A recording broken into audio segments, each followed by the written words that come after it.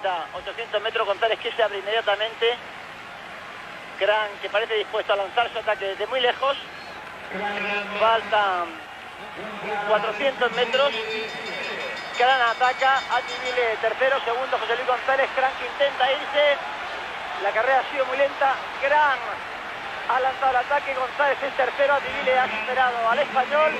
Ahí está el ataque de Cran, fortísimo como siempre. González que no se rinde. Se va Ativile con Cran. González que trata de no dejar escapar al somalí y que consigue conectar con ellos. Cran que está forzando al máximo, González que está a la altura prácticamente de Ativile. Ahora viene el ataque del somalí, el español no ha dicho ni mucho menos la última palabra. Ahí está el ataque de González. González que trata de doblegar a Cran. González que ha superado a Cran. González que va a luchar por la medalla de oro. Ativile se ha ido mucho. González que puede ser subcampeón del mundo. Ativile va a ganar. González va a ser subcampeón del mundo. Ativile gana con un tiempo discreto. González subcampeón del mundo. Tercero Gilles Spivey. José Luis González acaba de conseguir la medalla de plata en los campeonatos del mundo. Magnífica la actuación de este hombre y también la del español, y hundimiento del gran favorito Steve Cran. González ha conseguido, si no su sueño, sí una formidable actuación.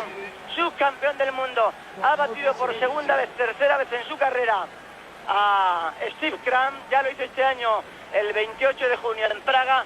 No ha defraudado a José Luis González. Siempre se decía de él que era un hombre que no sabía rendir en la alta competición. En Roma ha dado un mentis absoluto y rotundo a lo mucho que se ha hablado mal de este toledano de Villalbenga, que va a cumplir 30 años el próximo.